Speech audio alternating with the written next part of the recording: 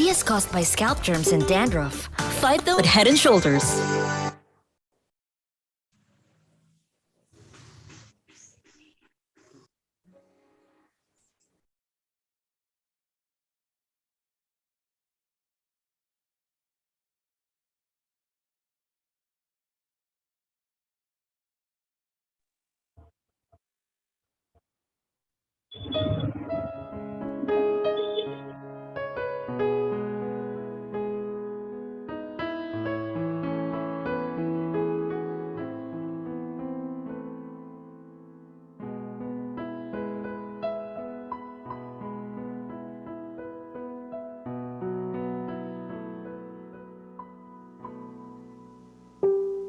Huwag kang mangamba, di ka nag-isa.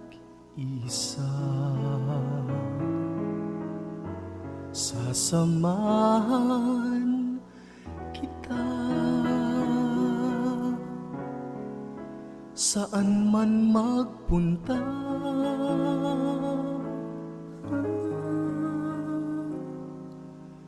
Ikaw mahalaga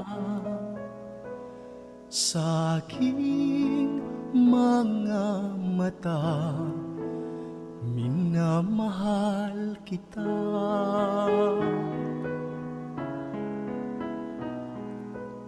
Minamahal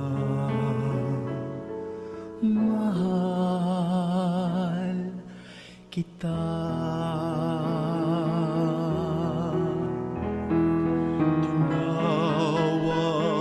Kita sa iyong pangalan, ikaw ay akin magpakailanman. Ako ang Panginoon mo at Diyos,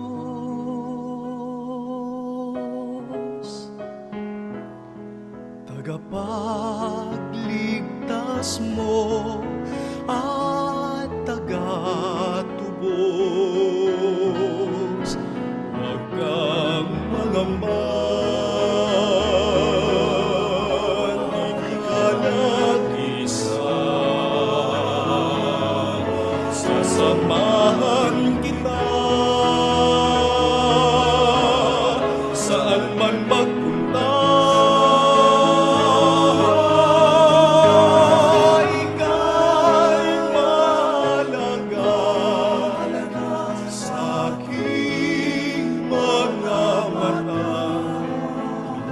Mahal kita,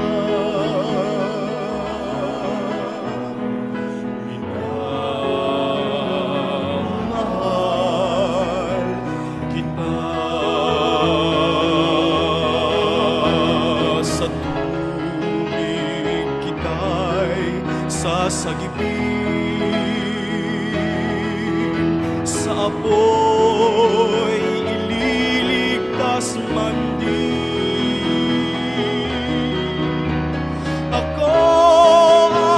Panginoon mo at Diyos, tagapagligtas mo at tagatubos. Huwag kang mangamba, di ka nag-isa. Sasamahan kita magpunta. Ika'y mahalaga sa aking mga mata, minamahal kita.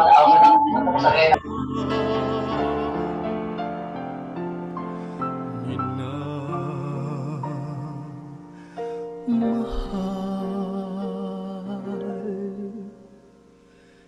kita.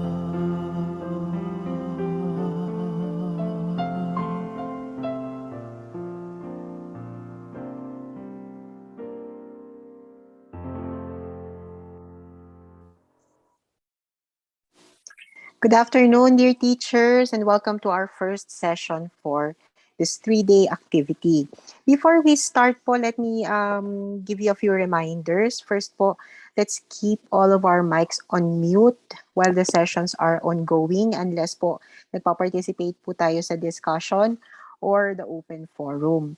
So pakiusap lang po, i-check po natin mabuti yung ating mga device. Make sure that our mics are on mute. Yung iba po, baka accidentally napipindot nila or natatamaan po. Pakisuyo na lang po, keep them on mute. Isa pa po regarding our Zoom profile, marami po sa atin na hindi po gumagamit ng ating registered name, no? Numbers po and letters ang lumalabas. So maaari lamang po, let's click on participants, click on our profile, and then po rename. Click rename, palitan po natin ang ating registered name, yung ating mga profile para po makasali tayo sa open forum and discussions. And you will be addressed properly by our resource speaker. Pangalawa po yung ating attendance link, assessment tool, and pre-test self-assessment. These are activities po prior to session 1. Yung atin po, ito po ay mga nakapost na their links that are posted on our FB group page. So kindly accomplish po before we start session 1. Yun naman pong assessment tool natin, which has all of our assessment questions and tasks for session 1, 2, 3, and 4. It is in a Word file po that has been uploaded already on our FB group page. Download niyo po ito and save on your device. So pag dinownload po natin, gumamit po tayo ng device na meron pong Word application para po ma-download po natin siya at ma-save po natin siya. Baka po sa mga ibang mga phones, hindi niyo po ito mada-download. So gumamit po tayo ng laptop or desktop or any device po na merong Word application para po ma-download natin. Para naman po dun sa mga pending pa rin po yung kanilang membership sa FB group page, wait lang po natin na ma-update natin yung registered participants from the divisions. If by tonight po hindi pa rin kayo na-admit sa FB group page, ibig sabihin po wala po yung name nyo dun sa list na pinadala sa amin ng divisions, please get in touch with your respective division offices po para po ma-update nila yung list that they have submitted to us so that you can be accommodated in the FB group page. Ginagawa po natin ito to protect the data privacy of the members of the FB group. So, yun lang pong mga names na naisubmit po sa amin ng division offices. Sila lang po yung ina-accept namin pansamantala sa ating FB group page. Once po na nag-update yung division offices nyo, we will admit you po sa ating FB group page. But by all means po, you are welcome to join the Zoom platform and participate in our activities. Yun lamang po yung sa FB group page kasi po may data privacy issues po kapag inopen po natin yun para sa lahat. Yun lamang po. And then of course, membership link is up on our FB group page. So for those of you who are interested to become members of i.LEAD, kindly accomplish lang po yung ating membership link that is on the FB group page to join the i.LEAD as an organization. Okay, let us start na po our session for this afternoon. Our speaker is already on board. First session is about mathematics teaching from an outcomes-based and learner-centered approach.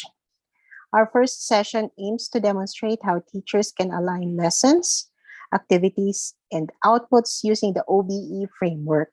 Furthermore, it seeks to improve existing OBE practices by integrating best practices from the traditional and contextual teaching pedagogy and adapt it to online, modular, or face-to-face modes of teaching. Our expected learning outcome for this afternoon is to design lessons, modules, teaching materials that integrate traditional, creative, and innovative pedagogy. Our assessment for session 1, ito po yung mga questions na nandun sa ating assessment tool for proficient teachers. So, yung ating pong assessment ay differentiated. Proficient teachers, ito po yung mga teacher 1, teacher 2, teacher 3. You're asked to respond to the question, what are the challenges and successes of using the OBE framework in your own classroom? Dili kay magkuang. Highly proficient teachers naman po, ito po yung mga master teachers, pataas ang kanilang ranggo po. You're asked to respond to the question, what strategies can you do to make your lessons more learner-centered? So yan po. Ito pong mga categories na to have been handed down to us by NAEAP. So sila po ang nagsabi na dapat differentiated yung ating assessment. Pwede po kayong mamiling sumagot ng isa lamang, or you're required to answer only one of the two questions. But by all means po, if you feel that you would like to answer both, please do so po. Pwede po nating sagutan both questions. And to help us respond to our assessment questions and achieve our learning outcome for this afternoon, we're very lucky to have with us our speaker, Dr. Mia Torres de la Cruz, who holds a PhD in educational management. She specializes in research, information and communications technology, educational technology, mathematics, statistics and physics, green ICT sustainability.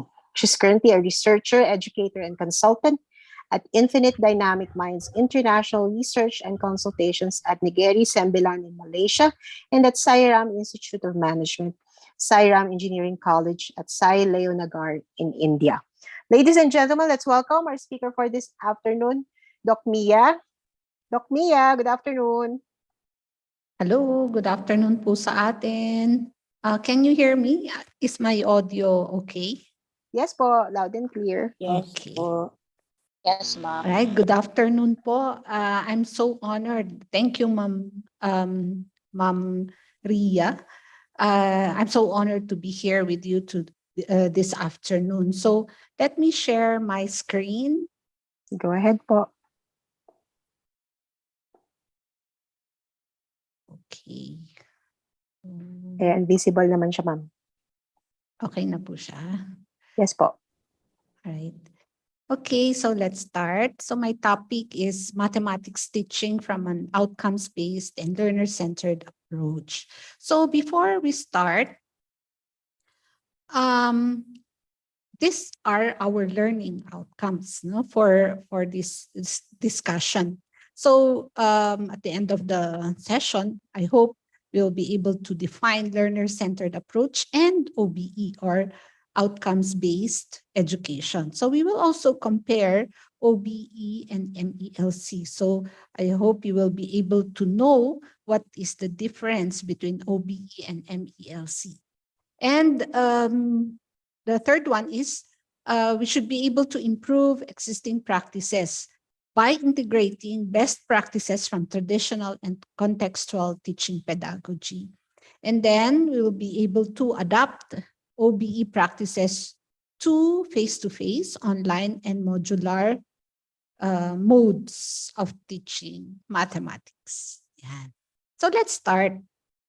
Sabi po ni Galileo Galilei, if I were again beginning my studies, I would follow the advice of Plato and start with mathematics. So Plato said, no, should start with mathematics.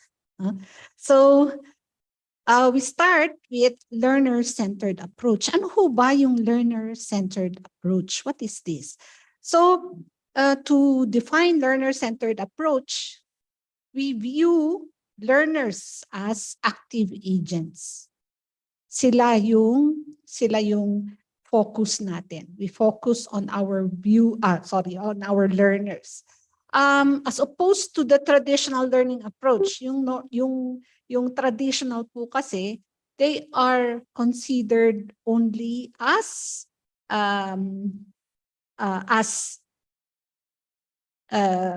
receivers, no? Receivers lang sila ng input natin. Okay. So they respond only to an outside stimuli. According to Martha Kennedy, sabi niya, a classroom dynamic, learner-centered approach is a classroom dynamic in which the students participate actively, while the teacher might take a seemingly more passive role. So yung teacher parang facilitator, no? Facilitator.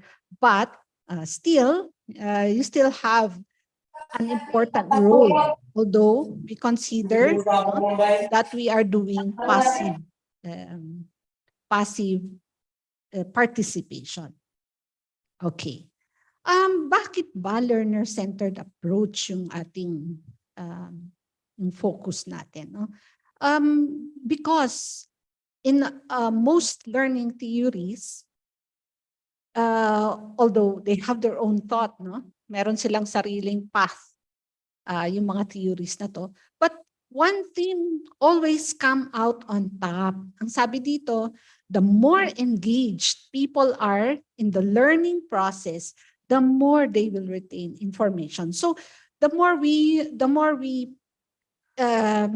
engagement sa mga participants, mas madali silang mas nare-retain yung information, no? Kapag nag-participate yung ating mga estudyante.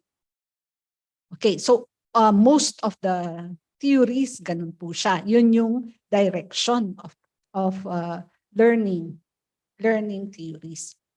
There are 4 tenets of learner-centered approach. Number 1, instruction is personalized. Napo-personalize yan, no? So we now have this personalized teaching, no? Personalized teaching siya. Ibig sabihin, yun bang parang iisa-isahin natin sila, no? Kaya it's very important, di po ba, na kilala mo yung mga estudyante mo. A lot of our teachers would make it a point na they know the names of each of their students. Hindi po ba? Ganun po yung ating, ganun po yung method natin. Because ito yung direction niya. Instruction is personalized. So that's one tenet of learner-centered approach. Pangalawa, students advance as they approach competency. Ibig sabihin, they are given, no? They are given, they progress sila towards competency. And then the third one is there is flexibility in where or when students learn. While we are teaching them, we consider flexibility in learning. The fourth one is student input is a factor in the instructional design. Ibig sabihin po, kailangan meron silang kino-contribute. Yan. So that's learner-centered approach. Ito yung pinaka principle, kumbaga, of learner-centered approach. All right. So here we have, no, the chart for learner-centered approach. Ito, personalization. No? Like I said a while ago, instruction is more personalized in learner-centered approach. Yung bang kakilala mo siya, parang when you are teaching, tina-target mo isa-isa, parang gano'n, no? Learner-centered approach is anytime, anywhere learning, which means that even at home, they are learning, even in the classroom, even outside, in the playground, they are learning. And then student-directed, which means that there is flexibility, they are able to advance whenever they are ready, yung ganun po, no? And then we have a success criteria. And of course, for the student, yung student ang sentro natin, sila yung focus natin. So educators are helping, peers are helping, the families helping, and we also have prior knowledge. Ibig sabihin yung kanilang stock knowledge. These are all the elements that would help in learner-centered approach. Okay, learner-centered approach is something that the subject content should be learned by all students. Okay. They must learn in order to pass. No? They will learn in order to pass, but okay, each student approaches the subject from their own perspective. So para sa ating teachers, no, yung meron tayong content na binibigay sa mga estudyante natin, di ba? Yung content na ito, kailangan pag-aralan nila lahat yan, no, para pumasa sila.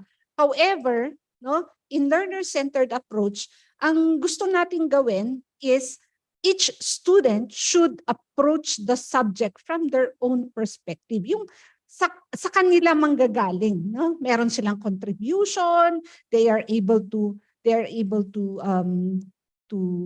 absorb yung content on their own. Yung hindi natin sila ini-spoon feed, yung ganun po, no? Hindi natin we do not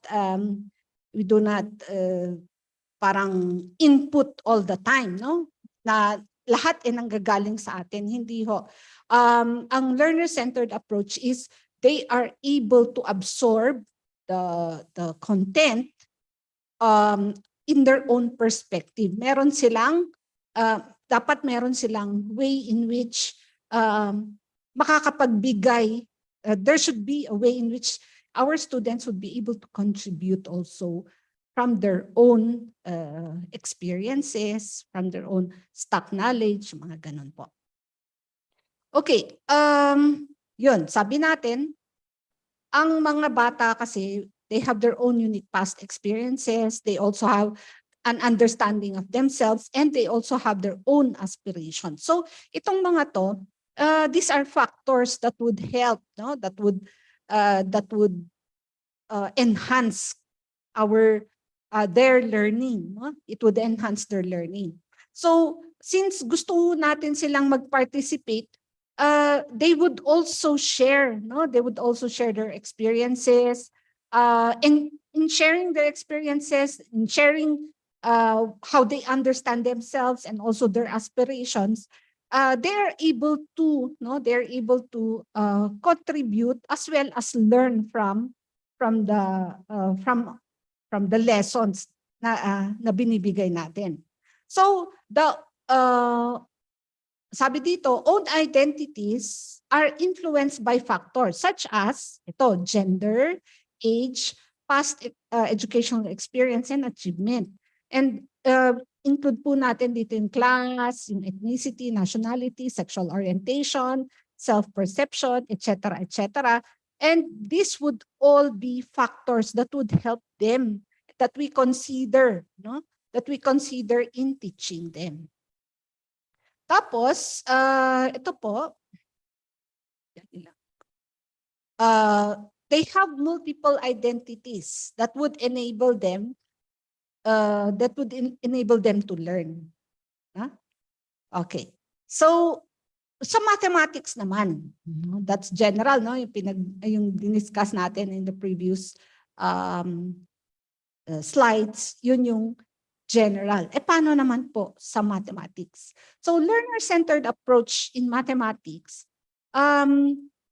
we develop, no? We develop learner-centered math workshop design. And we also promote, no? We promote student leadership capacity in math.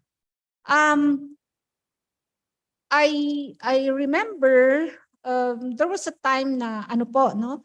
Ang mga Pilipino lagi po tayong nananalo kapag mayroong contest internationally sa mathematics, no? So hindi lang noon yun I think just recently, meron na naman po tayong sinalihan na a lot of our Filipino students won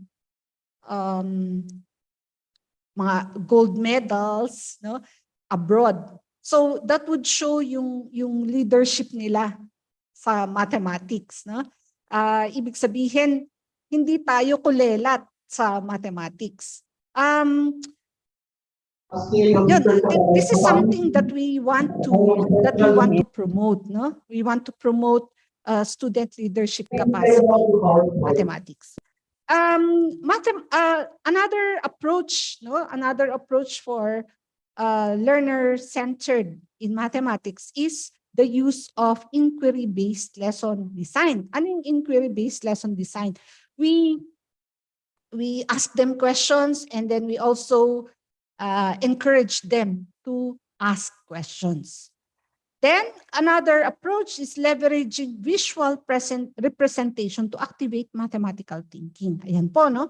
So yung visual representation, kasi nga po ang mathematics talaga napaka-visual niyan, di ba? So when you are teaching mathematics, you need to use the blackboard, you need to use the board, di ba? Magbo-board work sila, di ba? Yung sinasabi ho nating board work. So even in online teaching, no? Even in our online teaching, we make use of visual representation. Nagsosolve po tayo doon sa screen, no? Using applications like, for example, we make use of whiteboard, yung whiteboard application, and we ask them to do board work, di ba? Kasi it's very important that in mathematics, we make use of visual representation. We ask them to do board works. We show them representations in graphs, no? Because these are very important to activate yung learning nila in mathematics. And then we do shifting from teacher questioning to student voice. Ibig sabihin, we encourage them. I-encourage ho natin silang magtanong, no? We ask them to, okay, what do you think of this, no? Ano ba ang maiko-contribute mo? Ano ba ang hindi mo naintindihan? Ano ba ang gusto mong i-point out? Yung mga gano'n, no? So we shift from yung tanong ka ng tanong sa kanila to them also asking questions, and sometimes we ask them also to answer their own questions. Ganun po, no? So there are also strategies, no, for student-centered learning in mathematics. Number one, no, when we write lesson plans, it should be very detailed. Then we let students execute them. Another strategy is we teach good note-taking skills. Ayan, ito po yung nawawala na, hindi ba? Nawawala na yung note-taking natin. Kasi nga po, pagka pinapakopya natin ang mga estudyante, meron na silang cellphone, and then ipipicturan na lang nila yung blackboard natin or whiteboard natin. Or they would just, screenshot, ganun. Tapos na. But it is very important to let them go back to note-taking. No? Note-taking. So note-taking skills should be taught again to our students. Tayo nga po noon, di ba? Ay, ewan ko lang ho sa inyo. Mukhang mas bata na ho yung generation ng teachers ngayon eh. So during our time po, talagang we have to take notes, and our teachers would check our notebooks. Kaya ang gaganda po ng mga notebooks namin na up to now, meron pa po akong notebook sa geometry. May notebook pa ako sa geometry kasi talagang colored pa yung mga pinang-note taking namin, no? So nauso sa amin noon yung mga colored na ballpen. So yun, we teach them good note-taking skills. So sa inyo po, sino sa inyo ang nagre-require na mag-notes ang mga estudyante nila? You can type it on the chat box po. Sino po sa inyo? Ayun, si Ma'am Chandel May Indolos. Oh, nire-require niya po ang mag-notes. Paano po, Ma'am Chandel? Ma'am Indolos, can you share with us how you require them to take notes?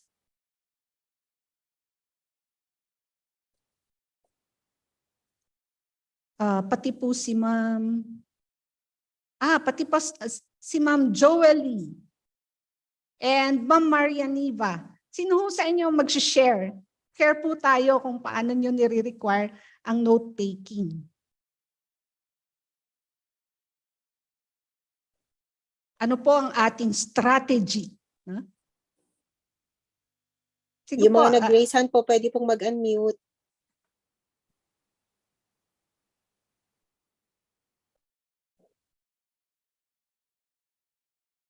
si Ma'am Erlinda, sabi po niya, I still require them to take notes on the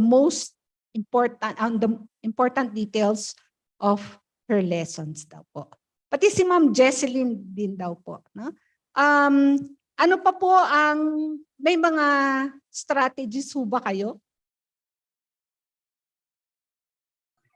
Ganun din po si Ma'am Romeline. Yan. Okay, thank you po. No?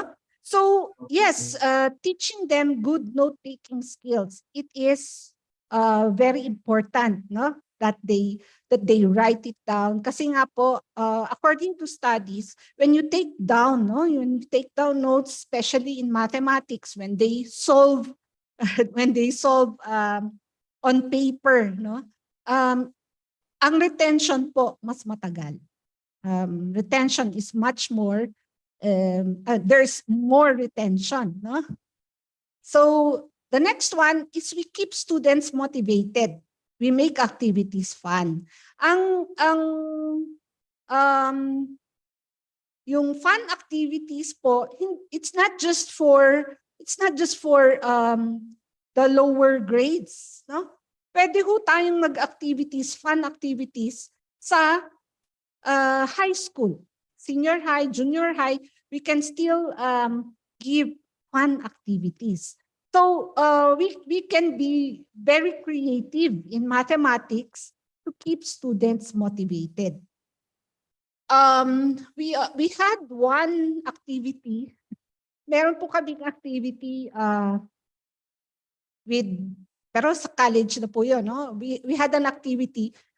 Binigyan ho namin sila ng, kasi nga po, in Malaysia, yung 1 ringgit ho nila, may nabibili pa. Sa atin ho kasi yung piso, wala nang nabibili.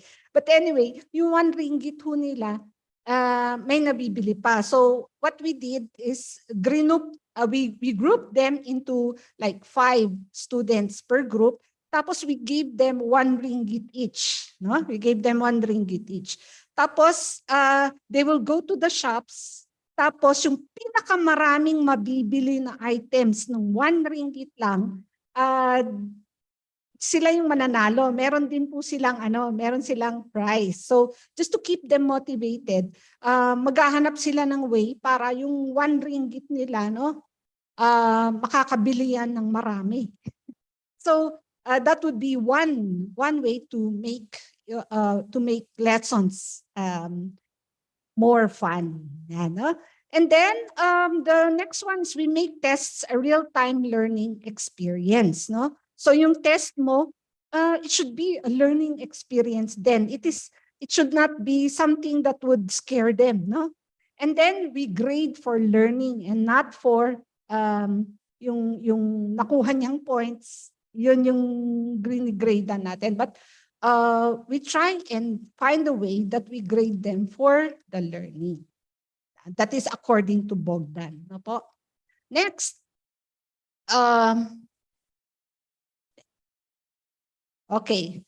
Now we go to outcomes-based education. Okay. So outcomes-based education, ano naman po ito? Huh? So in relation to learner-centered education, we have outcomes-based education. Ito po siya. So to define OBE, this is a model of education that rejects the traditional focus on what school provides to students. So hindi na po siya we divert them from traditional focus. So here in OBE, this is developed in favor of making students demonstrate what they know and are able to do. No? Whatever the required outcomes are. So in OBE, we try and tap on what they know. We try on tap on what they are able to do, no? And guide them towards where we want them to be. Ganon. So it will also emphasize setting clear standards. But this standard should be observable and measurable. No? So tawag natin doon mga outcomes. Okay. What are the key purposes of OB? Number one, it would equip all students with the competencies and orientations needed for future success. Kasi nga po sa OBE, meron tayong vision, no? We have a vision. We have the future vision of what the students will become, no? Ano ba ang gusto natin sa kanilang maging? So yung vision natin na to, this future vision that we have of our students, then that is our basis for giving them lessons. Then implement. We will implement programs and conditions that maximize learning success for all students. Now, look, no? Bakit naka-emphasize ang all? Kasi nga po, in OBE, we want everyone to pass. No? Yung walang naiiwan. No one gets left behind. No one gets left behind. What are the advantages of OBE? Yun. Dito na po natin nakikita na OBE is related to learner-centered education. Kasi OBE is learner-oriented. No? It's a system that is learner-oriented. It would expand the knowledge, basic reasoning capacity, and skill set of the learner. So, hindi lang po yung magtuturo lang tayo, okay? Magtuturo tayo, this is our content, magtuturo tayo. But for OBE, we want to expand that knowledge, no? We want them to have the basic reasoning capacity and skill set of the learners towards the future vision that we want them to acquire. And then in OBE, no, it provides a clear idea about their purpose of learning. Yun po yung basis din po ito nung K-12. Yun pong meron tayong mga strands, no? Kasi nga yung mga mag-aaral ng STEM, we want them to be scientists, technologists, we want them to be technicians, we want them to be mathematicians, mga ganon, engineers. Meron po tayong clear vision, clear idea of what they will be learning, no? Clear idea of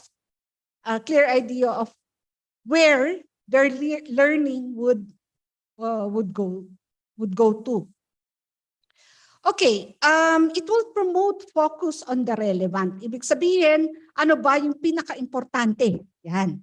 So, take note of this, yung promotes focus on the relevant. Kasi mamaya, ilalabas ho ulit natin ito, tapos i-discuss natin dun sa pang topic natin, which is MELC. So, we focus on the relevant. And then, the second one, it increases students' thinking ability.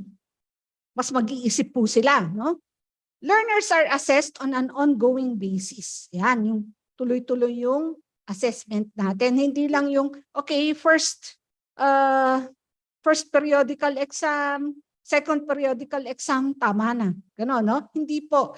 With OBE, continuous po ang assessment natin sa kanila. And content is coordinated and learning is important and associated with genuine circumstances. Meron tayong basis nung content na binibigay natin. For example po, no, ganito 'yon. Nung nung college po ako,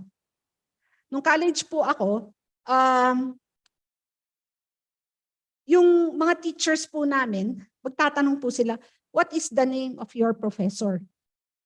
Na-experience nyo ho ba yun? Number 1, yan. Write the complete name of your professor. Yan, no? Sa OBE ho, hindi ho pwede yun. Bakit? Because what is the relevance of the professor's name doon sa assessment, no? Hindi siya appropriate, kumbaga. Asking the name of the professor in an assessment for a particular subject is not appropriate. Sa OBE po, ang itatanong mo yung pinag-aralan nyo at saka still based on the outcome na nilagay natin. Then, another advantage of OBE is it would expand students' adaptability and flexibility. Ayan. What are the principles of OBE? Clarity of focus. Yung focus natin very clear, no? On significant outcomes. Number 2, design down. So from ultimate, culminating outcomes. So ang design natin from the detailed up to the culminating outcome.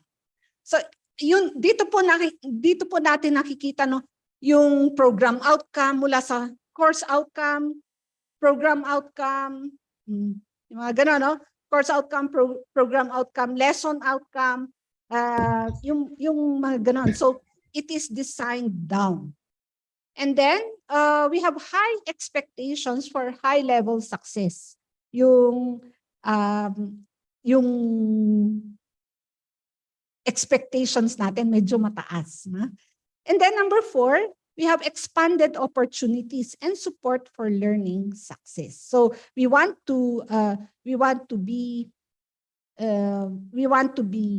yung nga kasi ang expectation natin medyo mataas, so ang opportunities natin wide din naman po, no? Ayan. Ito, for clarity of focus, having clear focus on ultimate learning results that the educators would desire for the students, continue sharing, explaining, modeling. Yan. Clear po yung focus ng mga yan. No? We keep all instructions and assessments directly aligned. Yung nga, sabi natin, kung ano yung outcome, yung exam mo, yung content mo, it will all be based on that. Design down, we design curriculum, learning experiences back from that ultimate desired end. So we put in place the enabling skills that provide a clear pathway to that end. So yun yung basis natin, we focus on that. Nandun tayo sa path nun, dapat, no? And then, our high expectations, we establish and consistently employ high expectations. So for every student's ability to eventually reach the ultimate learning results. So i-expect natin yan from our students na ultimately they will acquire that result. Yun bang kailangan 100%. Okay, 100% will pass. Ganyan, no? In some schools in other countries no po, meron po silang yung kapag na-fail na yung estudyante, hindi lang po isa ang chance na binibigay nila dun sa bata, no? They give up to 4 chances. Like for example, if your student failed in the exam, no? Magre-re-exam yan second time. Pag hindi pa rin siya pumasa, pare-re-examine po ulit yan, no? Hanggang 4. Imagine, sa atin po pag bagsak na, di ba? Repeat ka na, gano'n, no? But in OBE, that is what we want. Gusto natin lahat sila pumasa. Kaya nga po, very high ang expectations natin for success. We insist that no student is to be written off as incapable of learning successfully. Yun po, no? Hindi tayo we do not ano to, hopeful po tayo lagi, no? We are always hopeful that all our students are able to learn successfully. So walang naiiwan, no? Kapag merong bumabagsak, balikan natin. Balikan natin, ano bang hindi mo naintindihan? Saan ka ba nahihirapan? Gano'n, no? Until nakahabol siya sa lessons. Number 4, expanded opportunities. So ito, expanding the number, range, and kinds of opportunities students are given to learn and ultimately demonstrate in learning successfully. So we expand that, no? It requires the time be viewed and used as flexible resource. Yung time po, no? Hindi, sorry, hindi siya, sabi dito, not a calendar and schedule bound definer. Hindi siya, how do you call that? It is not it's not a barrier. Time is not a barrier. We use time as a resource. Yan po, no? So ito, this is our chart for OBE system versus traditional education system. Sa OBE, curriculum is planned and designed according to the needs of today's students. And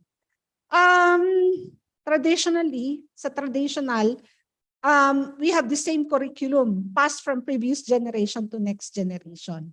Po. Maalala ko pa, yung traditional po, no, meron tayong tinatawag nilang Old Testament, di ba? Yung Old Testament, ito yung old test questions, di ba? Old test questions, ba? Hanggang doon sa anak-anak mo pareho pa rin yung test questions niya, no? Hindi na po ganoon ngayon. Now the curriculum is planned and designed according to requirements of industry, according to the requirements of environment, global, yung mga gano'n, no? Then we have the teaching process. Teachers are focused on helping students develop new skills. So it is all support to the students. If you need to go back to a lesson, we will go back to a lesson so that they will acquire the skills that they need to acquire. But the traditional one, kailangan i-complete natin yung syllabus. Gano'n, no? We need to complete the syllabus by the end of the session.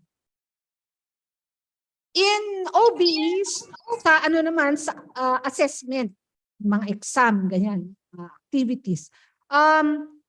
In OBE, students' knowledge assessment is done on the levels that track their learning and skills. Ito po yung di ba, ngayon po, hindi lang isa yung assessment natin, hindi lang basta exam na lang, no? In OBE, we have the diagnostic test, meron tayong formative, meron tayong summative, ganun po. So, your knowledge or the students' knowledge are assessed according to levels para i-track kung natututo ba sila, nagkakaroon na ba sila ng skills na ganito, ganun po. Against the traditional assessment, which is yung grade, no? Yung kung ano yung grade na nakuha niya, 75, yun na yung assessment natin sa knowledge niya. Oops, medyo hindi yata siya natuto kasi 75 yung grade niya, ganun po, no? Hindi. Sa OB hindi ho ganun. Okay. So, eto, yung sinasabi ko po kanina on the relevance, no? OBE versus MELC. O, di po ba? Relate tayo dito sa MELC. So we start with the basis for OBE. Ano ho ba ang basis ng OBE? Or outcomes-based education. This is based on ASEAN integration in education. Kasi nga po, the ASEAN countries would want to have a standard, no? Standard quality para, yun nga po, yung sa mobility, global mobility of people, no? Global mobility of people. So, kung ako, kunwari, gusto kong mag-aral sa Singapore, no? Kailangan yung background ko pareho din dun sa tinuturo or tinuro ng Singapore para hindi na ako bumabalik, hindi na ako kumukuha ng additional na lessons, kumbaga, no? ASEAN integration, yeah, ang tawag doon. Another basis is yung nga dahil doon sa global mobility, ano po yung mga yung exchange of labor. Kunwari, hihiramin ka, hihiramin ka from your school, magtuturo ka sa Cambodia, kunwari, okay lang yun kasi pareho lang yung standards ninyo in education. Ganun po yung basis natin for OBE. Another basis for OBE, pero CHED po kasi ito for higher education, we have a CHED CMO 46 series of 2012. Ito po yung quality assurance, no? Quality assurance in education, no? For higher education using outcomes-based education and typology-based education. So ito yon yung CHED CMO 46 series of 2012. So in 2012 pa po ito, no? This is still this has been ongoing. OB has been ongoing since 2012. We also have the quality assurance framework. Ako, ano po yan? Nandun po sa 1987 Constitution na sinasabi po na education should be assured of quality. So we do have a quality assurance framework as mentioned in the 1987 Constitution. Aware ho ba tayo niyan? Are we aware of that? And of course, we have international mobility. Ngayon po, napakadali na pong mag-travel, hindi ba?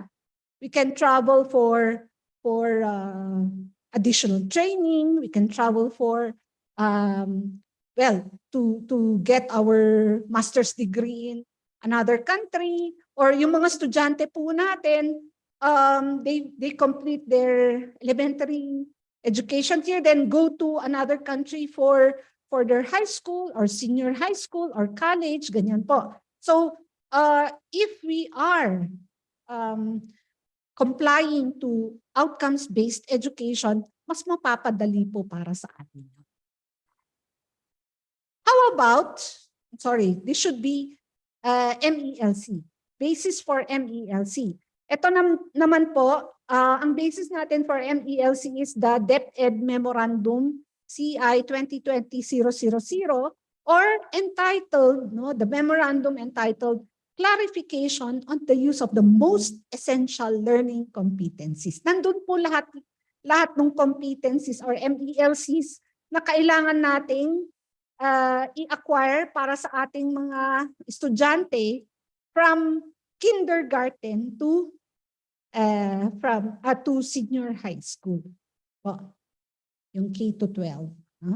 So, ito. Review lang po tayo. Kasi alam nyo na po yung most essential learning competencies. Hindi po ba? Isang thumbs up naman po dyan. Kung alam po natin yung MELC. Of course, alam po natin yan. Thumbs up lang po tayo.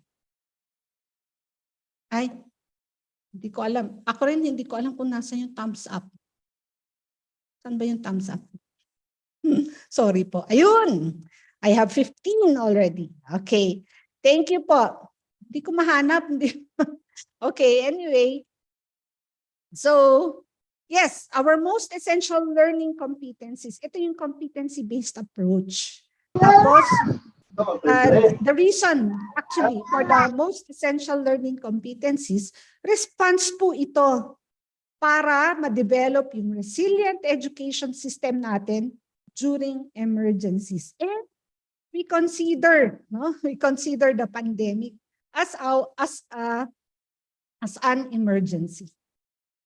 So MLC would enable DepEd to focus instruction on the most essential, yung pinaka-importante, tsaka pinaka-indispensable competency dahil sa pandemic. Hindi ba? And so, yun po yung MELC. Ano naman po ang pagkakaiba? What's the difference between competencies and outcomes? Yes, ma'am. Do we have any question? Ma'am Neriza? No more, ma'am. Na-miss ko lang po. Ay, okay. All right. So, ang competency accordingly would describe, okay? Describe the knowledge, desired knowledge, skills, and behavior of a student graduating from a program or completing a course. Yan. Ito yung mga knowledge niya, yung mga skills niya, tsaka yung behavior niya, no? As a student graduating from a program. Competency also defines yung applied skills, yung pwede niyang i-apply, no? Pwede niyang i-apply na skills tsaka knowledge so that they would be able to perform successfully as professionals. Okay? Or sa education nila and other life contexts. No? Yung kaya nilang i-apply itong mga knowledge nila tsaka skills nila on whatever life would throw, on whatever situation that life would throw at them. Eh ano naman po yung outcome? No? What is outcome naman po? Outcome would describe exactly what a students will be able to do in some measurable way. Competency kasi po, skill set yan, no? Knowledge set. Ang outcome, measurable siya. No? Something that the student will be able to do. No? So yung outcome po, pwedeng maraming outcome sa iisang competency. One competency will have several outcomes. No? Tapos dun po sa OBE, sinusulat po natin yan, but it has to be measurable and pwede siyang ma-assess. No? Pwede siyang ma-assess. Ito, yung example po natin. So critical and creative thinking, ito yung outcome niya. So isa lang yung competency, hindi ho ba? Critical thinking, critical and creative thinking. Ang outcome niya, student is able to, 1, should read critically. Number 2, should ask detailed, relevant, and probing questions. Should be able to recognize differences between opinions and facts. And number 4, express aesthetic appreciation and insight. Yan. So, ito yung mga outcomes niya, pero iisa lang yung competency. Yung competency natin, ito yung mga outcomes natin. So, yun po ang pagkakaiba ng competency at saka outcome. Okay. So, I know everyone is aware of the math K-12 twin goals. Di ba? Yung critical thinking at problem solving. Ayan. So, ngayon po, para hindi naman po kayo masyadong nabobore sa aking kwento, puro sa ako na lang nagsasalita, ako na lang nagbibigay ng yung nagsasabi, no? Ito naman po, yung dalawang goals natin, critical thinking and problem solving, magbigay po tayo ng outcome. Yan. Can you give me outcomes for number 1, critical thinking?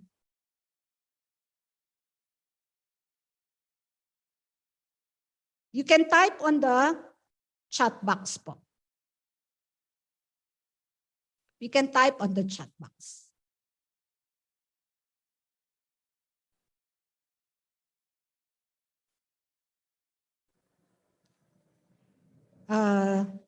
Critical thinking. Okay, sabi po ni Ma'am Jeline, solving word problems. Correct, no? Should be able to solve word problems. Correct. Critical thinking. Sige po, type lang po kayo. Decide critically. Yes. Formulate and articulate ideas. Po, sabi ni ni Ma'am Christine Joy. Tapos sabi ni Ma'am Robelyn, explore new possibilities. Kay Ma'am Ana Therese, Therese, recognize explicit and tacit assumptions and their consequences. Ang ganda-ganda naman ng sinulat ni Ma'am.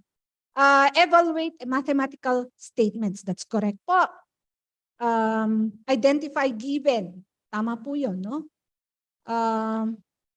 Create own problems, weigh connections and relationships, proving. Yes, correct po, no? Sa problem solving naman po.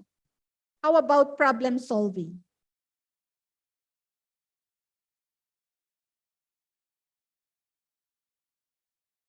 Sabi ni Ma'am Nerissa, students can think deeper and apply to real-life situations. Analysis, sabi ni Ma'am Maravilla. Includes analysis and evaluation, sabi ni Ma'am Sherilyn. Yes. Kay Ma'am Rina, ay sorry, no, nawala na ako. Dumami na. Identify and define central and secondary problems. Correct. Kay Ma'am Mary Chris Oman. Kay Ma'am Jasmine naman, sabi niya, formulate and articulate. Parang nabasa ko na yun kanina. Yes. Ayan. Create practical problems, sabi ni Ma'am Rina. Ayan. Yes. So those are some of our critical thinking and problem solving outcomes. Okay. May I show you one? Pero lalabas po ako sa PowerPoint, no? I-share ko naman po ulit. Saan na ba yung sa akin? Ito. May I share again po yung ito. Ito. So, nababasa niyo po ba? Lakihan ko na lang po. Ayan. For critical thinking, so think critically and imaginatively. So ito po, engage imagination to explore new possibilities, formulate and articulate ideas. So kita niyo po yung very pareho yata tayo ng source, no? Kasi doon sa mga tinype ninyo kanina, nandyan po siya. Doon naman po sa problem solving, identify and define central and secondary problems. Yan, nandyan po silang lahat. Okay, so those are our outcomes. No? Core outcomes po actually yung mga yan. Okay, let me share again. Let me stop. Wait.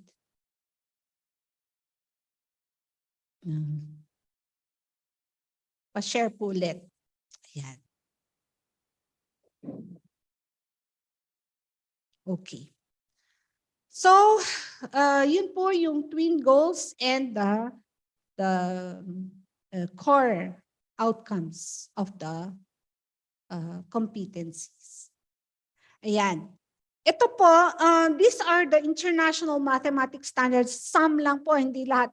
I'll give you five. I think there's five. 5 examples lang po for international mathematics standards of core outcomes and competencies. So for numbers and operations po, sabi dito, students should understand the number system, the meaning of operations, how they relate to each other, and are able to use computational tools and strategies effectively. I think this is in the lower grades po, no? Lower grades. Sa geometry naman, Sa geometry, students understand geometry and spatial relationships, specifically understanding the properties of objects and relationships among the properties, and use transformations and symmetry to analyze mathematical situations. Ito, very, very specific na po siya sa subject subject matter. Then, sa measurements naman, ito siya. They should be able to understand the purpose and application of various systems of measurement, including how to develop and use techniques, tools, and formulas for measuring the properties of objects. Ito yung patterns and algebra naman. No? For patterns and algebra, students understand various types of patterns, functional relationships, symbolic forms to represent, model and analyze mathematical situations, collect, organize, and represent data to answer questions. Yan po, no? So this is international mathematics standards. Hindi lang po ASEAN, hindi lang po sa Pilipinas, but everywhere in the US, in Australia, these are the mathematics standards. This was discussed in the conference of international, I forgot na, the International Mathematics Convention, organization, something like that. Okay, and then we have statistics and probability. Students understand how to interpret data, interpretation of data, then using of methods of exploratory data analysis, tapos yung inferences, how to develop them and evaluate them, predictions, no? Predict, to argue based on data. Understand and apply basic notions of chance and probability.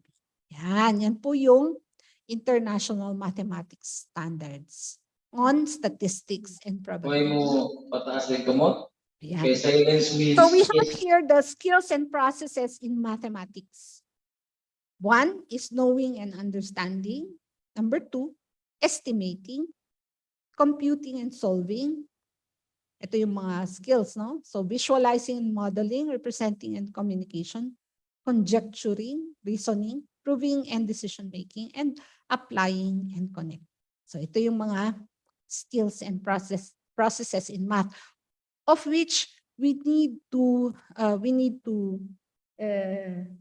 focus on. No? So from here, we identify now the different outcomes. Okay, so paano naman tayo? Kasi when we identify the outcomes, it should be well defined, no? So to define it, we need the taxonomy verbs, di po ba? So we have the Bloom's taxonomy. I know you are very familiar with Bloom's taxonomy, yung pong paggawa natin ng objectives, paggawa natin ng outcomes. It is coming from Bloom's taxonomy. So dun sa Bloom's taxonomy, ito yung 2001 na po ito. This is the 2001 Anderson and Krathwohl revision, no? Version of Bloom's taxonomy. So ang identified na hierarchy natin would be create, evaluate, analyze, apply, understand, remember. So ito pagka from here pala sa baba, remember, understand, apply, analyze, evaluate, create. Ganun na po, no?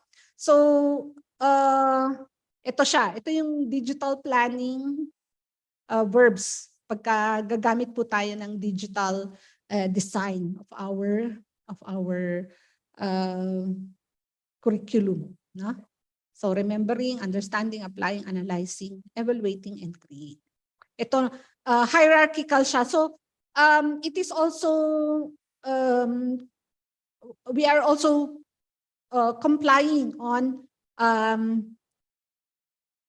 typology-based education kasi hierarchical siya. Aside from Bloom's taxonomy, we can also use Fink's taxonomy, no, to design our mathematics curriculum and activities. Sa Fink's taxonomy naman po, ito, we have the learning to learn, foundational knowledge, application, integration, human dimension, and caring. Ito yung basis po naman natin to design our curriculum. Yan. Ito, fixed taxonomy, more detailed po siya. So learning how to learn, for example, becoming a better student, inquiring about the subject, self-directing learners, etc. Yan. So foundational knowledge, application integration, human dimension, and caring. So depende na po sa inyo kung anong gagamitin yung taxonomy, whether it's Bloom's taxonomy or Fink's taxonomy. Marami pa pong ibang taxonomies, pero ito yung pinaka-common na dalawa. Pinaka-popular, kumbaga. Okay. So, OBE naman and digital modular learning. Kasi nga po ngayon, marami po tayong modes of learning. Pwedeng, ang learning po natin is modular, pwede rin naman pong face-to-face, no? Pwede siyang blended, pwede siyang hybrid, no? So, ang OBE po, we can use OBE in all kinds of modes of learning. Sa modular system po, no? In modular system, OBE has benefits. Kapag OBE ang ginamit natin, number one, it follows the principle of outcomes-based learning where each module ensures attainment of desired outcomes. So sa modular system po kasi mas madali siyang ma-attain yung outcome natin, mas mabilis, no? Mas mabilis yung attainment of outcome. Tapos OBE grading system naman po would allow for expanded opportunities to pass modules within a course. So kasi pagka modular siya, mas madali siyang matapos. Tsaka for courses, no, for courses kahit na fail mo yung isa, hindi mo i-repeat yung whole course. You will repeat only the module that you have failed. Ganun po, no? Yun, independent grading system, students will be given a mark based on their performance per module. Yan yun, yung sinasabi ko po. If a student passes at least one module in the course, he will only need to repeat the module that he failed to pass. At hindi na ho yung buong course. Yan. The course can be implemented in a one faculty per module or team teaching. Pwede ho siyang team teaching. So in this case, we are able to teach according to our expertise. So kung kunwari, sa statistics and sa probability and statistics, pwedeng yung expert ng probability, iba ang magtuturo, yung expert naman ng sabihin na natin yung statistical methods, iba ang magtuturo. Pwede ho yun in OBE modular learning. It offers time-flexible and self-paced remedial modules which will be conducted online. So students can take them simultaneously with advanced course modules. Ibig sabihin, pwedeng time-flexible siya. So it's up to the student kung tatapusin na niya ng maaga or bahala na siya kung tatapusin niya up to the due date. Ganun. So it is self-paced. Sorry. Self-paced po siya. Ayan. So, ang learner-centered math modules, they are clear sa objectives. Objectives are very clear. It will connect to student experiences. Tapos, it would allow for multiple solving pathways. It would encourage productive struggle. Ayan. So, according to DepEd, mathematics, no? The value of mathematics as a learning area should not be confined in the classroom or any learning space. It says here, its application to real-life world problems should be dealt with depth and breadth in order to create meaning. So, ibig sabihin ng DepEd, hindi lang po nasa classroom pag nagtuturo tayo ng mathematics.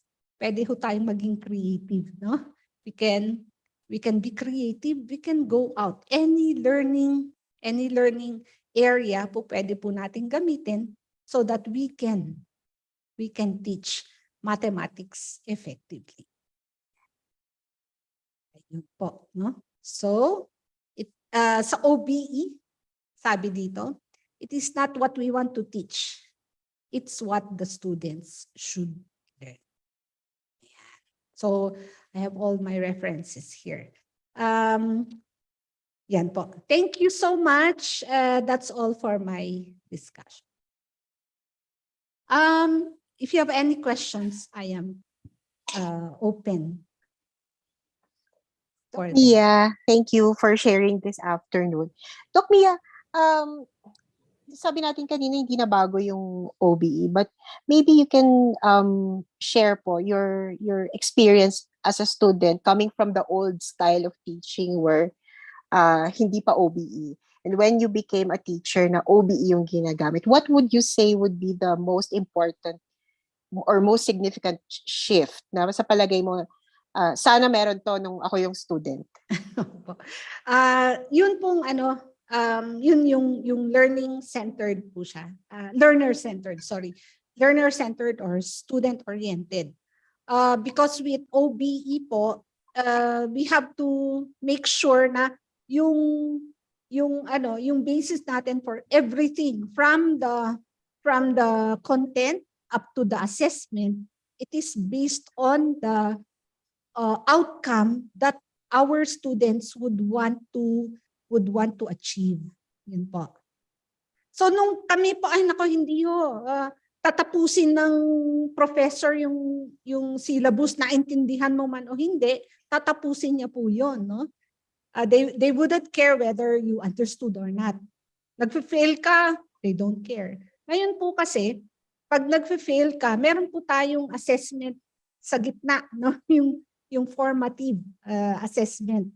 Check po nila, naiintindihan mo ba? Kung hindi mo naiintindihan, o sige, dagdagan natin yung instruction sa'yo. Ganun po. Yung kailangan, no? Kailangan maging successful ka in your learning journey. Ganon, no? Ganon po yung OBE ngayon. Dati po, hindi. Walang pakialam, bumagsak ka man o hindi, no? Basta natapos ko ang syllabus ko, I'm fine. Tsaka ano po, in CHED CMO 46, nakalagay po ron, no? That for quality assurance, no? Quality assurance, it should be outcome-based and not input-based. Pag input-based po kasi, yung teacher na lang nagbibigay, teacher na lang nagko-contribute, ang estudyante, they would just be receiving and receiving. Wala po siyang contribution. But with OBE, they require students to contribute according to their stock knowledge, to their experience, to whatever information that they can also contribute into the topic. Yes, ma'am. Tama, parang yun nga, it has become more learner-centered.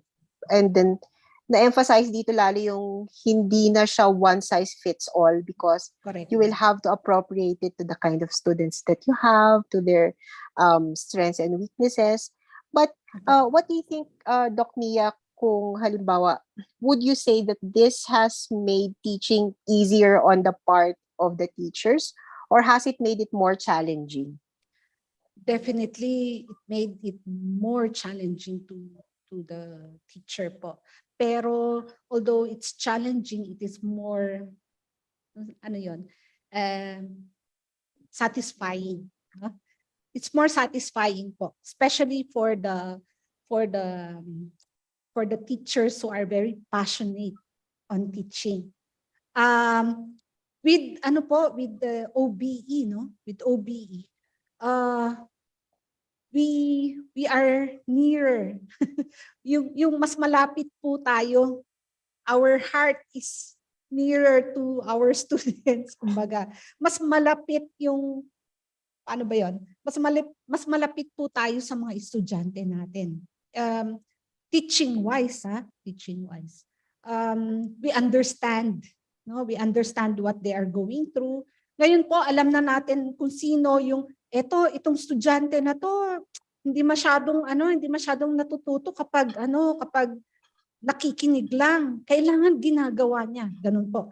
Meron namang mga estudyante, malalaman po natin yan with OB, no? There are students who learn better kapag yung kantahan, ganyan. Mas natututo po sila pagka merong mga songs, mga ganun po. So, we get more personalized. Teaching becomes more personalized.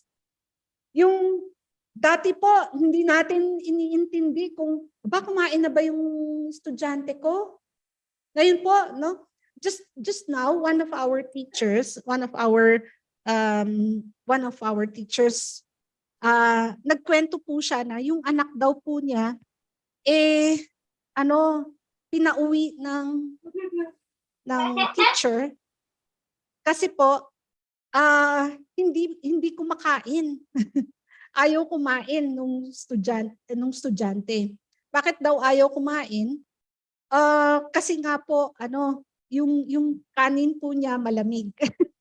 So, sinamahan po ng teacher, tumawag po siya dun sa mother, yung co-teacher po namin. Tumawag daw po siya sa mother, tapos I'm sending your daughter, no? I'm sending your daughter home. I'll bring her home, and then ipapainit daw po nila yung pagkain kasi hindi po siya kakain. Ganun po yung ngayon, di ba? Mga teachers na gano'n. Ngayon po, dati po yung mga teacher namin, kainin mo yan ang binaon mo eh. Gano'n, di ba? So, nagiging mas, we become more personal with our students now. And we understand them better. Parang, naging how would I say, mas ideal yung ating concept of teaching and learning, but at the same time we're focusing on the more practical side as well, especially when you pointed out, Doc Mia, na OB is also the basis of MELC, which was Yes, devised actually, during the pandemic. correct. Tama po. Yung Doc Mia, mas relevant, the relevance po. yes po, tama po. Kasi dati, tama po, you were pointing out that the style of teaching before was you have to finish your whole scope. Kung 1 to 100 yung lessons mo, dapat matapos mo yun given the school year. But now, parang na-trim down to the most essential, which I think is more productive. Correct. Doc Mia, given your experience po of teaching in other countries, how would you parang evaluate yung implementation nila ng learner-centered approach and OBE in other countries compared to the Philippines? Ma'am, depende po, no? Depende sa country. There are countries na mas learner-oriented sila than others. For example, in India po, sa India, lately din lang po silang nag-OBE. And another thing that I observed in India, they still follow the culture, kasi yung culture po, yung kultura, napakalaking influence po sa education yan. So with India, parang mas advanced pa tayo sa because of our MELC, mas advanced pa po tayo doon. That's in South po, South India, kasi that's where I teach po, sa South India. Doon naman sa Malaysia, Singapore, Indonesia, they have been outcomes based for a long time po. Mas matagal po sila kaysa sa atin. Sa atin, we started 2012. With them, they have already been, I think it's the system already.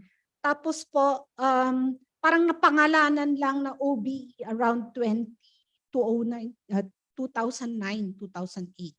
Kaya nung nag-OBE po kami sa Malaysia, no, defined OBE talaga, hindi ho kami nahirapan. But here in the Philippines po, when we started OBE in 2012, marami pang napakabigat pa po nung resistance, no? Resistance ng mga schools kasi we are used to the traditional way of teaching. Na ako ang teacher, kung ano yung ibibigay ko, yun lang ang pag-aaralan ninyo. While OBE po, ano ba ang kailangan ng estudyante? Yun dapat ang ituro natin. Ganun po. And that's MELC rin, no? Yun po yung MELC natin. And ito po yung observation, no? 2020 lang po yata yung yung MELC. And look where we are now. 2 years lang po. Bihasa na tayo sa MELC. Very fast ang learning very fast ang implementation ng ating mga teachers. Bigyan ho natin ng clap ang mga sarili natin. Clap po tayo. So, yes, our teachers are very good implementors po of MELC. Thank you, Doc Mia, for sharing. Akala ko tayo na yung pinaka-kulela. Hindi naman pala. So, that's good, no? Yes, ma'am. Hindi naman pala tayo nahuhuli din sa other Asian countries, especially like Singapore, for example, and Malaysia. Napakaganda po na nauna tong session na to because it lays down the context for the other sessions. Yes. No? Parang ito yung basis why we're doing the other sessions. It's because we want to design classes, math classes specifically, that respond to what our students need. Hindi lang just, you don't teach a subject, you don't teach math, you teach students. So you really need to personalize Yes, lessons and make them enjoyable as well. Kasi yung math, isa sa mga iniilagang Yes, subject correct ito po. eh sa lahat ng levels. Last na siguro na question. Wala po ba tayong question from our teachers? You can use the raise hand icon po or chat your questions po for Doc Mia. Don't worry po, Doc Mia will be back with us on Sunday with another exciting session po on everyday math and practical math. So maganda po yung session na yun kasi makikita natin how math is everywhere and all the time with us. No? Napakaganda pong topic. Siguro last na lang, Doc Mia, how do you bring math closer to students? Kasi nga yun yung perception natin na yun na ayaw sa math, ayaw ng numbers. Opo. Yun po, meron po ako nakita dito yung what strategies sa OBE po ang pwede nilang gamitin. Meron po, actually, may strategies na po tayong binigay a while ago. Pero one thing that I personally would recommend, making math fun, being creative as a teacher para maging fun sa estudyante. It would be fun for them. Yung the use of gamification, the use of other other subjects, integrate mo sa other subjects, ganun po. Yung bang kung ano yung interest ng mga bata, ano yung interest nila ngayon, ano po bang interest nila ngayon? And what's the fad now? Yun ba, pag nalaman mo yung fad ngayon, tapos you integrate mathematics there, ako, sigurado ko po makukuha niyo yung interest ng mga bata. Just make it fun. Yung tanggalin ho natin yung notion nila na mahirap ang math. Tanggalin natin yung fear nila. Their fear of math. Yun po.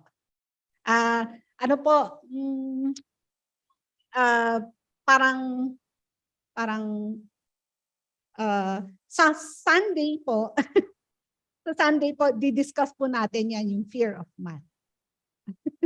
Yes, Doc Mia. Yung mga fear of numbers, fear of math anxiety, yan yung mga i-discuss natin. So, maganda pong i-discuss. But anyways po, magandang, Oh, may tanong po I think yata we have. dito. Si Sir po ba to? Ma'am Renan? Sir Renan Agtarap.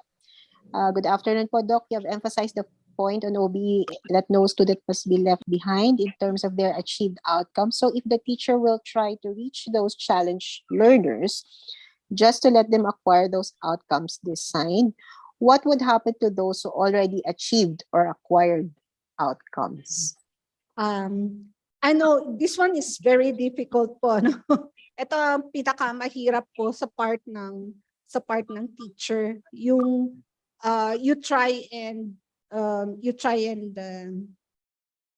yung those who are lagging, no? Those who are lagging behind, you want them to catch up.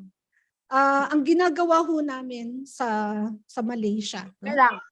What we do in Malaysia is meron ho kaming formative assessment. So nakikita no ho namin doon kung sino yung mabagal na matuto, no? Tapos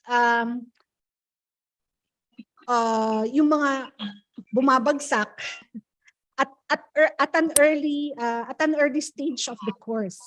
So with that, meron po kaming because in Malaysia po, meron po kaming tinatawag na consultation hours. May consultation hours po kami. So we put them into consultation, no?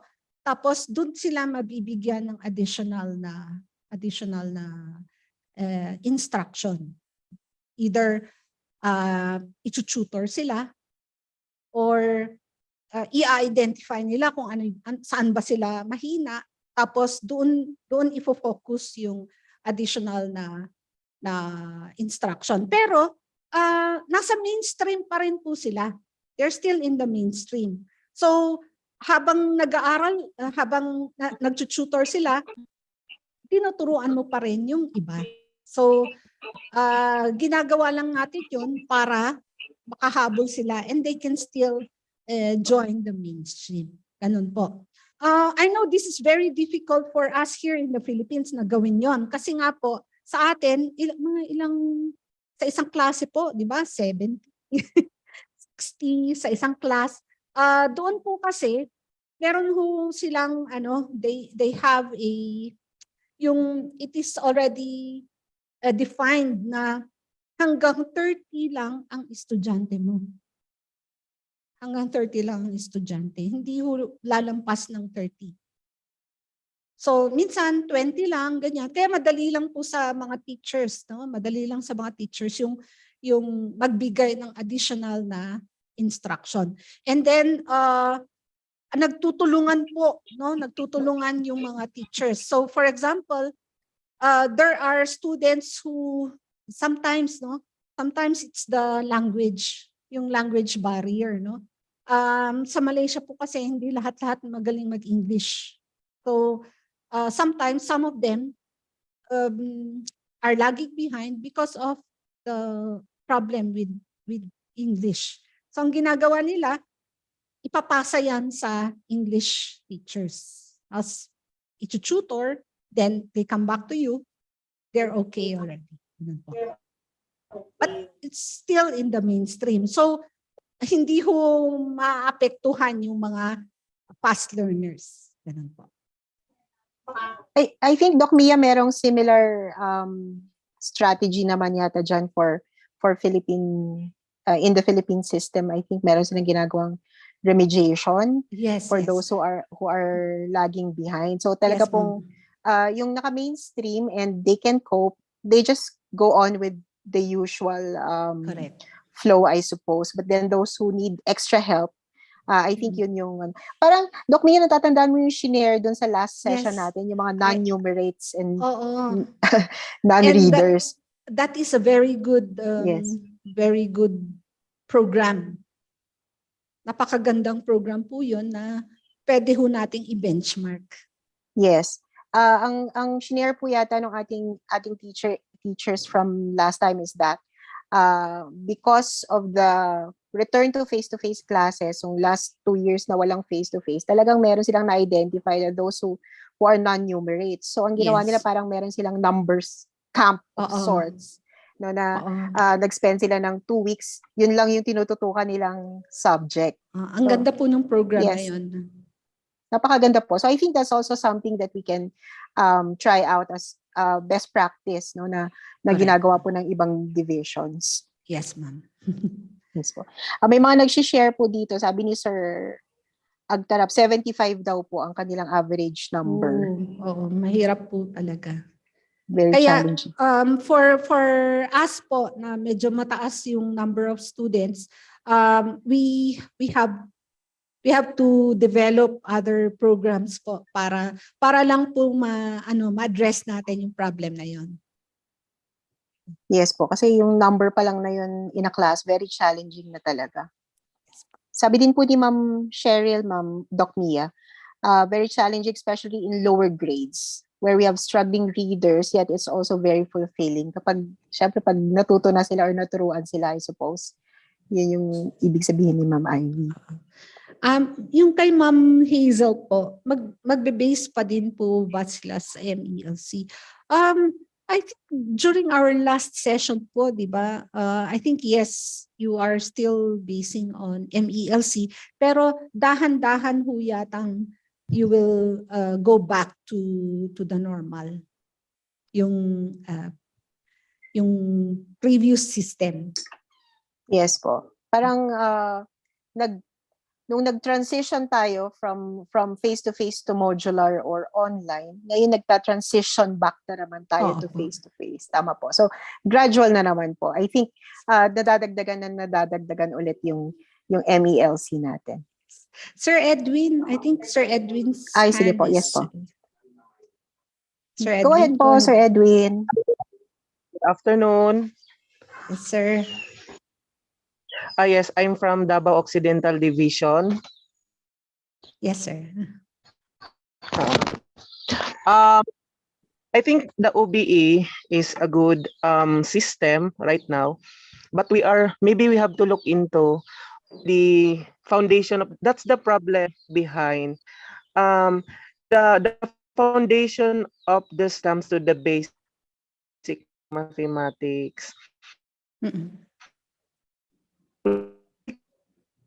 Employ outcome. What I had observed with my students is that they are already in grade 10, but they don't know. Some don't know how to multiply. The thing that I did is I printed out multiplication table, even they are already in grade 10. And then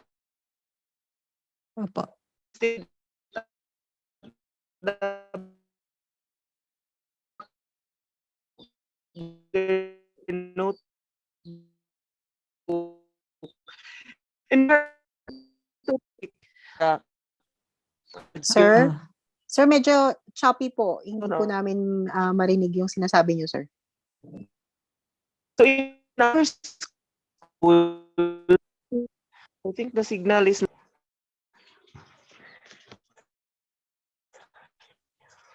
Hello? Hello po. Sir Edwin, choppy po. Hindi. Sorry, di namin na... we didn't hear clearly po. Pwede niyo pong i-type sa chat box, sir. Pero ang narinig ko kanina, sabi ni Sir Edwin, ang sinishare niya po, Doc Mia, yung grade 10 yung students niya, but they can't multiply, so he had to print out multiplication tables for them pa. To practice siguro. Oo nga po. So since transition po kasi, no, learning from the other divisions po, dahil transition po, they also have programs. They also develop programs that would help them, no, go back to normal. Like kasi nga po, according to these teachers po, yung problema na ganyan, yung sabi ni Sir Victor, no, yung learning gap, I think it's because of the pandemic na rin. The pandemic is one factor, no, na medyo medyo nag-lag sila sa learning, resulting to ito, yung learning gap ka na to, no? So I think some divisions, some teachers, they have this program na to identify kung sino yung medyo nahihirapan, no? Yung hindi pa marunong, yung nga, hindi marunong magbasa, hindi marunong yung basics, no? They do not know yet the basics of mathematics. Mabibigyan sila ng they would be given additional special attention, no? Para makahabol, no? Makahabol to bridge the gap na nangyari during the pandemic. Ganun po. Sir Victor, thank you so much. Yes, it's true yung learning gap sa mathematics in basics. Meron po talaga. It's real, no? Totoo ho yan. Kaya kailangan po talaga natin ng additional programs.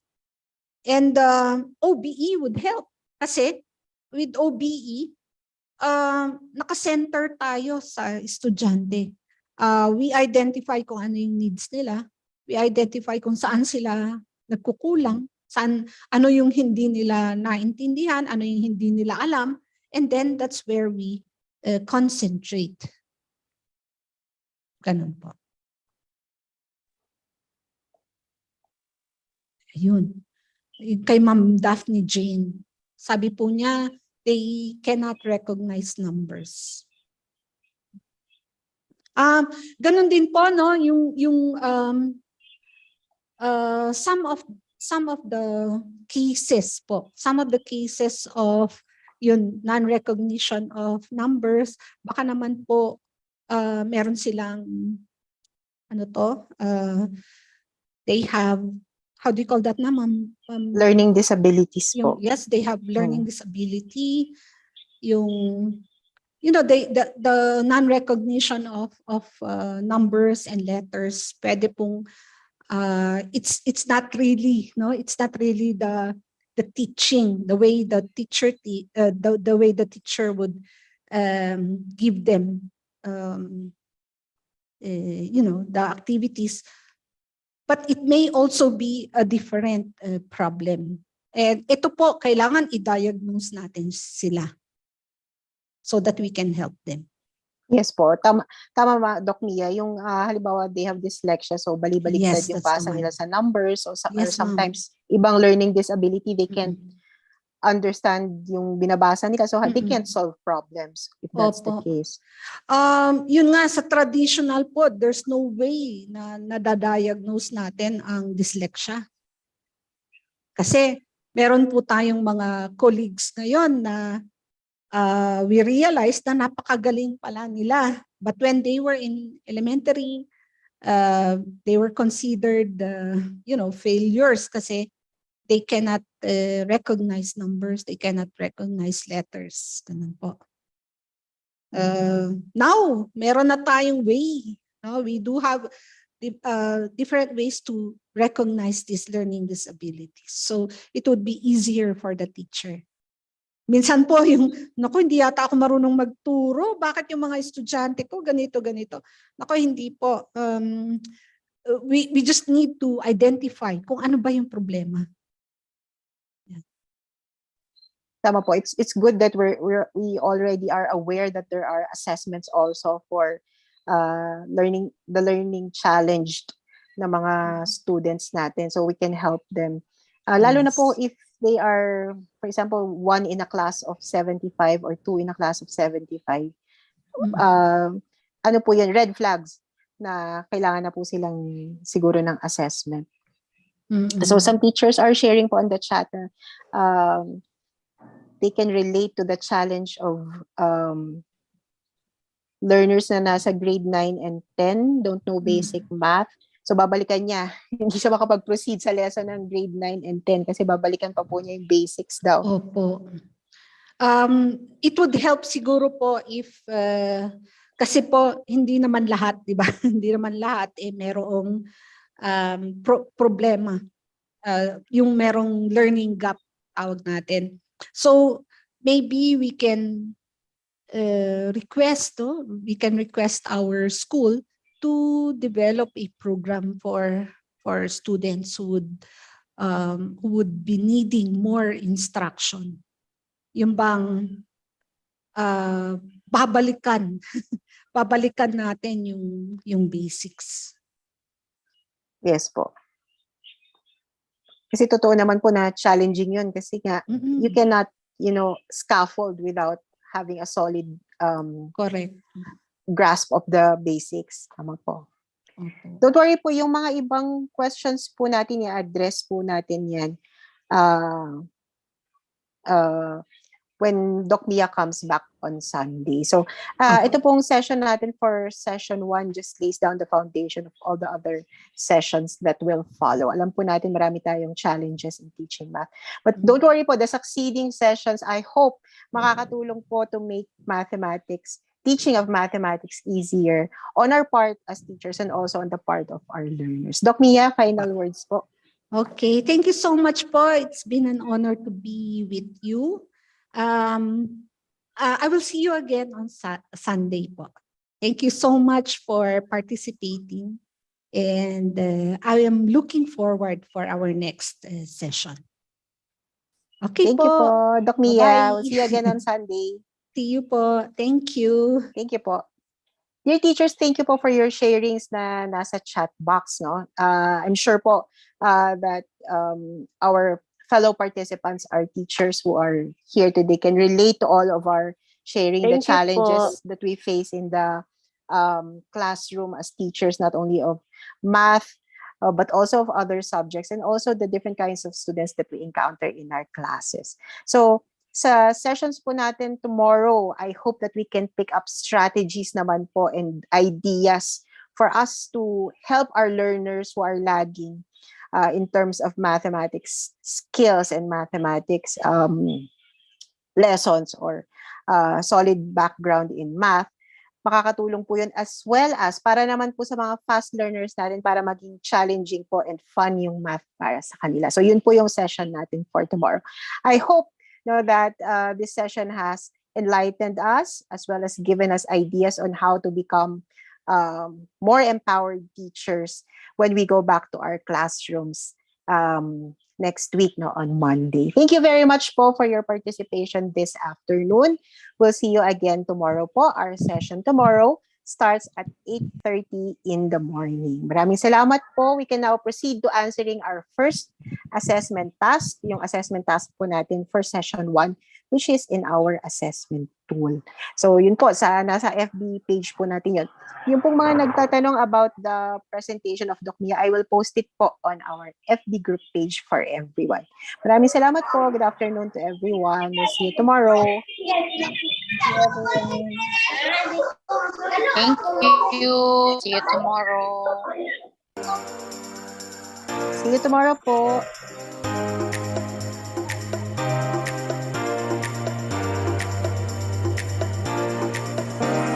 Thank you so much for sharing your expertise, ma'am. Thank you po. Thank you po. See you tomorrow po. Thank you po. Thank you po. Magandang Central. Thank you po. Thank you po. Thank you po. Thank you po. We'll see you tomorrow. Thank you po. Thank you po. Thank you so much. Thank you po. We'll see you tomorrow. Thank you po.